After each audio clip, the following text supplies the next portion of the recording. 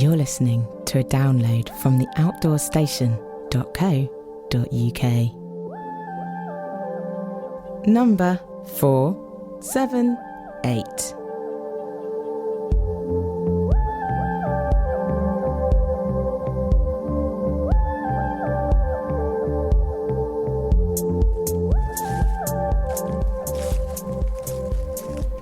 Hello and welcome back to the Outdoor Station and this podcast, which is really just keeping you in touch with things that have changed or are in the process of changing at the moment, and give you an update as to the reason why I haven't been producing or releasing anything in the last few weeks.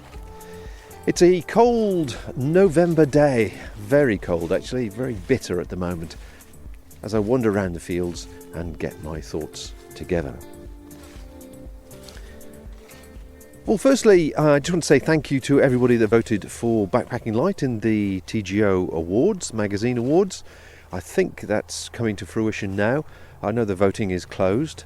I do appreciate people helping us out on the shop. We are just Rose and I battling on, and it's always nice to be appreciated in whatever form it takes. We've been nominated and been runner-up a few times now since they've been running the awards, which is always been very nice. But I noticed that actually nobody's ever nominated the Outdoor Station or me on the Outdoor Station in any of the other media sections, the blogger section or the I don't know if there's a YouTube section, but a blogger section or whatever. So perhaps that'll change next year. Maybe I'll put my name down myself and say, I've been doing this for years now. Yeah, years actually, 12, 13 years, and almost, 13 million downloads, so that's 1 million a year. That's not bad, is it? That's very respectable, surely. Anyway, I just wanted to start this with a little bit of a funny story, and I really hope the person concerned in this story doesn't mind, but it tickled us somewhat, and I'm sure it'll do the same for you as well. Now, many a time in the recent podcasts where I've been doing the TGO Challenge and the Sky Trail and the 2 Moors away, I've mentioned that I pop into the local shops and pick up a pasty for lunch or munchies to keep me going. Usually cheese and onion pasty, as they'll last several days in the pack without becoming unpleasant. Or unhealthy even. And everybody in the UK, I'm sure, is very familiar with what a pasty is and the nutritional value, as well as the emotional value that good food can give you.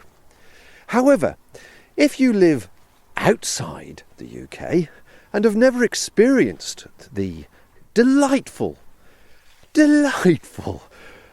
gourmand taste of a pasty, be it cheese and onion or traditional Cornish pasty, then maybe, just maybe, it's a little confusing. Now, to give you a little bit of history to put this into perspective, a Cornish pasty was developed by the wives, I suppose, the women of the Cornish tin miners. Think Poldark, when they were down in the deep dark holes and they wanted to eat something. But of course they had the tin dust or the working dust, as it were, all over their hands, which made whatever they made in those days, which was fairly humble, I'm sure, but made it very gritty and hard to swallow. So the wives came up with this cunning plan of wrapping basically a meat stew in pastry, which it turns it into a bit of a pie, really, but developing a certain crust on it, so that you could actually hold the food by the crust and eat the contents of the food, just leaving the crust with your dirty hands on the outside. Very practical, very useful. And that's basically the history of the pasty, the Cornish pasty. And over the years, the contents of said pasty have changed from a stew-type minced stew with vegetables and this, that and the other in it. That's the sort of the traditional one with potato, into all sorts of exotic things like curry and chicken and mushroom and I'm starting to get hungry now, but you know what I'm saying. Anyway, anyone in the UK would know exactly what that is. However, Bill Goodrich, a very, very faithful listener. Hi again, Bill. Nice to speak to you again. Who is a postman over in the United States. And he was somewhat confused by this continual reference to pasties that I made over the years. Anyway, curiosity got the better of him. And so he snuck off to his little den, got out his laptop and Googled pasties. Now, those of you who are worldly wise in the way of ladies, and ladies in the entertainment world, may know that a pasty is also a nipple covering that burlesque dancers use to cover their nipples, and they put tassels on them. So consequently, Bill was rather shocked and surprised to see reference to burlesque dancers, and struggled somewhat to understand where the word pasty and burlesque dancers and the outdoor station actually met. As he said in his note to me, most amusingly, he said it was a good job when I googled it, nobody else was around. It's not a sort of family-friendly thing to do, which I fully understand. But I think, after a little bit of trial and error, he discovered the true meaning of a pasty and found that the gourmand version was completely different from the female accessory, little nipple covering. So I do apologise, Bill, if it confused you. I do apologise if there was anybody else in the family that was sitting over your shoulder while you Googled it, and perhaps that brought you a moment of embarrassment. But it really did tickle Rose and I. So thanks very much for the story and for letting us know. That was brilliant.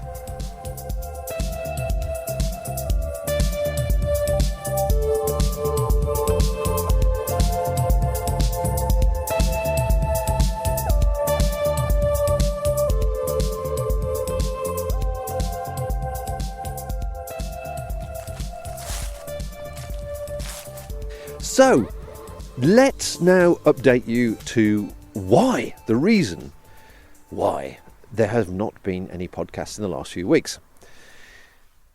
As faithful listeners will know, Rose and I run Backpacking Light, and it's just the two of us, small business, doing what we can and ploughing on as the economy will allow us at the moment. Doing our best, but we haven't got much space. We moved to a cottage in the countryside in good old Blighty a couple of years ago, and it's a small place, very small place, but we are fortunate to have an old orchard as part of the ground. And the reason we chose it and got excited about it was the fact that we could use that orchard for our media or camping or whatever it may be, and showing off the tents and anything outdoorsy stuff that we may do in the future. So that was the plan, and it all looked very good initially. However, 3 months after we moved in, on Christmas Day, in fact, on Christmas Day, Christmas morning, we had the wonderful, exciting and extremely disturbing moment when we realised that the septic tank had failed. Now, those of you who live remotely and have experienced the joys of a septic tank will know that when everything's going okay and everything that you send out of the house is disappearing and not coming back, everything is good with the world. However, when you pull the flush on the toilet and it starts to come back at you with a vengeance, things are not so good. And of course, during the national holidays of Christmas Day and Boxing Day, who wants to deal with a pile of... well, you get the picture. Cutting a long story short, that was an extremely expensive problem to solve. In the end, we had to have a completely new water system and water disposal system fitted.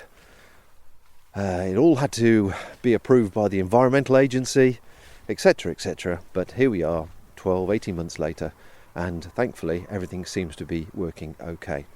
But for a few weeks, well, actually it went on for a few months, we were continually pumping it out and trying to work out what best to do. Not an easy problem to solve.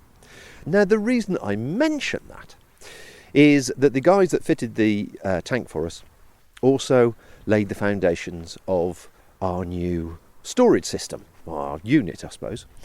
And because it costs so much money, we had a delay in actually getting going in building what we thought would be an early thing that we'd build once we moved in. So, a couple of years down the line, I have now finally started construction of my shed. And attached to my shed is going to be my new studio. I can't wait! And in the studio, well, there's all sorts of exciting things going to be happening and going on. But it would just be nice not to be crammed into a very small corner of a garden shed and be able to get back into producing media in a way that I like and to a standard which I aspire to. Now, I've been standing on the top of this shed. I've tried to record this a couple of times actually. Right at the top of the shed, it's next to a tree, and there's a robin that sits in that tree. And he sings his little heart out. And every time I've tried to record him, he's decided to fly away, which is really frustrating.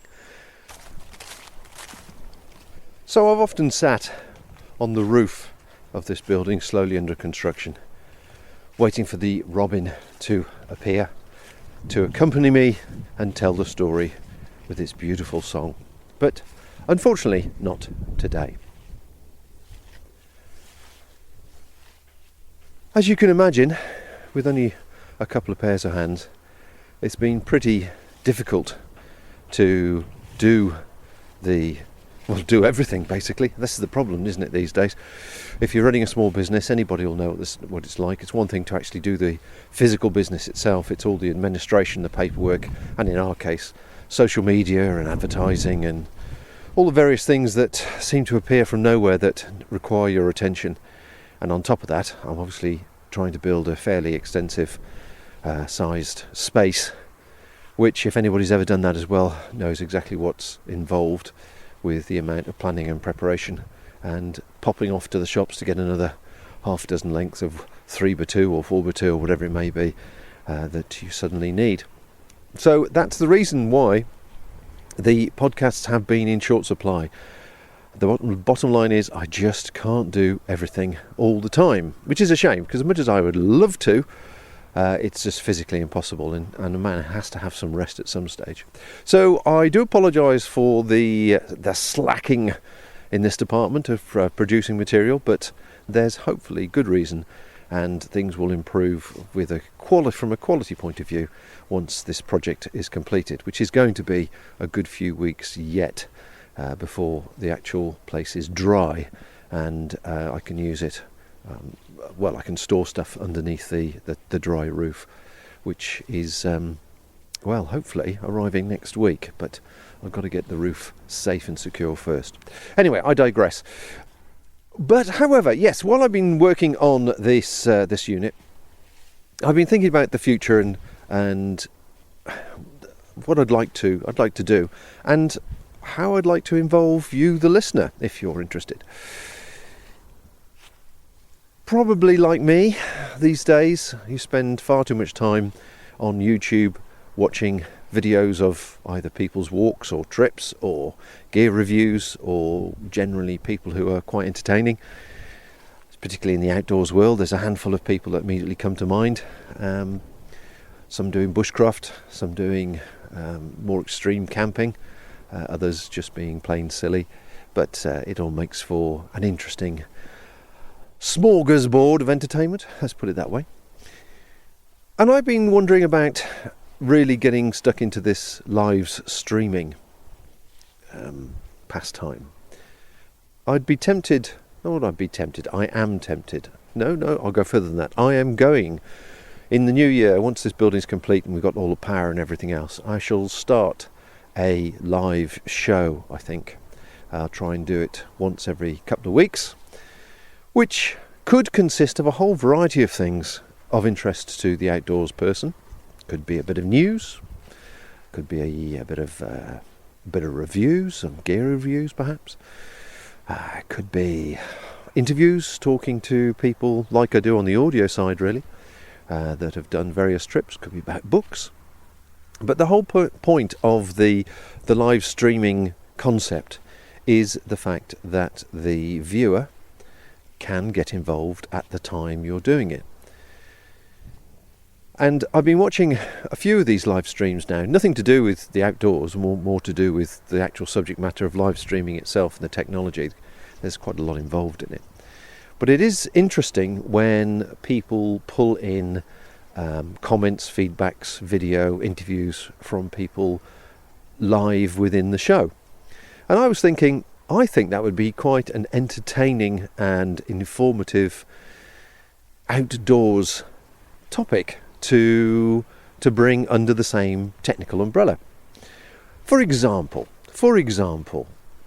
it could be we send out a note in some format or other. We send out a note before the show and say, send in your last wild camp photos.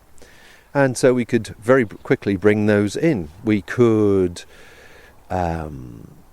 interview somebody, and during the process of that interview, you, the viewer, could be firing questions in which we'll put to the person concerned. Whether it's about the trip or about equipment or whatever's associated with whatever the content is, really. That seems to work quite well. It's quite interesting, especially with products or product launches. I've noticed people are doing a product launch about a particular piece of equipment. There are numerous aspects and numerous questions that sometimes they've never actually thought about that the end user wants to know before purchasing the item, which I think is quite interesting. So that could be quite fascinating. There's also the option of bringing in a live interview or a live moment. Now, okay, that sounds interesting, but not very exciting. But just imagine, because of this day in technology and everybody wandering around the hills with their 4G phones, what happens if you brought in somebody who was actually out on a wild camp at this very moment? So I might be pulling together the show, and then somebody dials in who's on top of Snowdon, for example, or somewhere, and you actually see the view of what it's like at that very moment, where they're located, what they can see, if they're camping, what they're doing that evening, whatever it may be, and then the questions could be fired at them, and they could obviously reply with the appropriate information. What about if he put a note out before the programme saying, okay, I want a 30-second review on so-and-so piece of equipment. Have you had any experience with it? So people could quickly record something on their iPhone or on their Android, whatever it may be, or even on the computer, send a link, and instantly that forms a 30-second review. Put 10 of those together and you have a 5-minute review from members of the outdoor community who have tested and used that particular item, be it a stove or a tent or a tent peg, whatever it may be. I was just thinking that could be quite interesting, because okay, let's do a 30-second review on so-and-so jacket, or on those shoes, or on that walking pole, or on that tent, or on that campsite or that pub or whatever, and then people could say what they think. Don't you think that would make it an interesting programme? I do. Certainly from the ones I've seen so far, they're lacking that sort of content which actually is full of variety, and I think particularly the outdoors community could be quite entertaining and quite good fun. And of course it would go out on YouTube and probably Facebook and reach a massive audience over a period of time, and it'd be there in perpetuity afterwards. So everybody has their names in lights. I don't know. Anyway, if you're interested in getting involved with creating a little team, a network associated with us to do that, what I would like you to do, if possible, is join our newsletter. Now, I've got a couple of hundred people so far on the newsletter email database. I haven't been bombarding people with any information, basically because I haven't had the time. But this is my thought, this is my plan.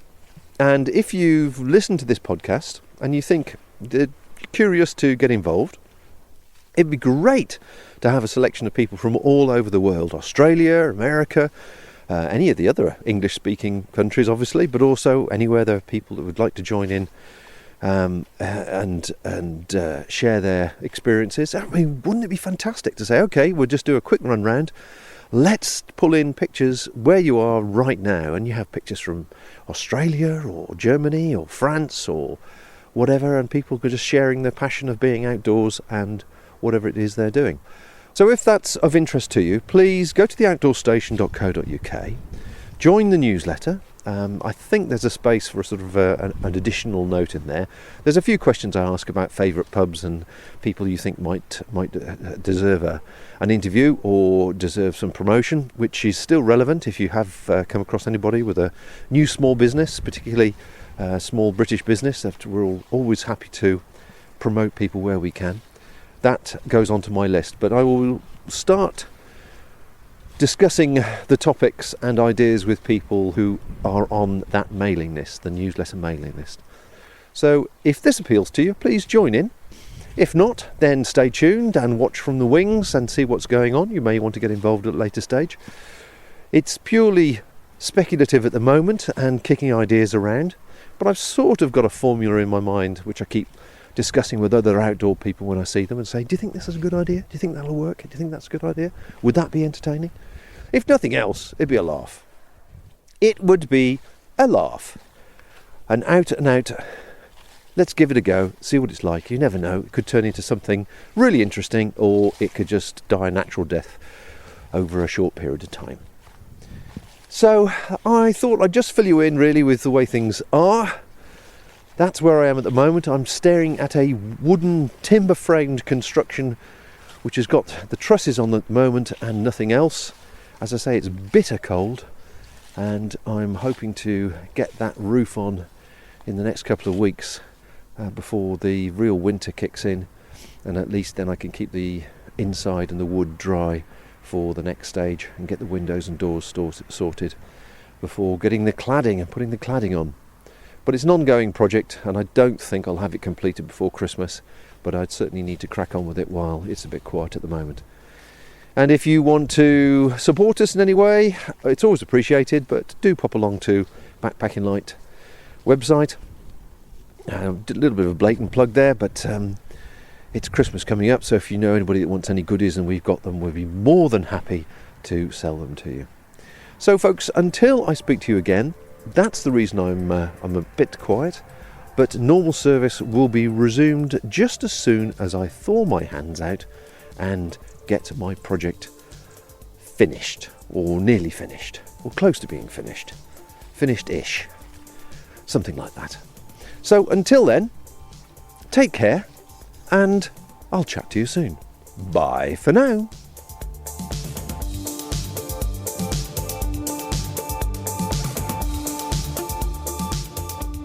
Thank you for listening to this podcast. To hear or see more from our extensive free library, please visit theoutdoorstation.co.uk.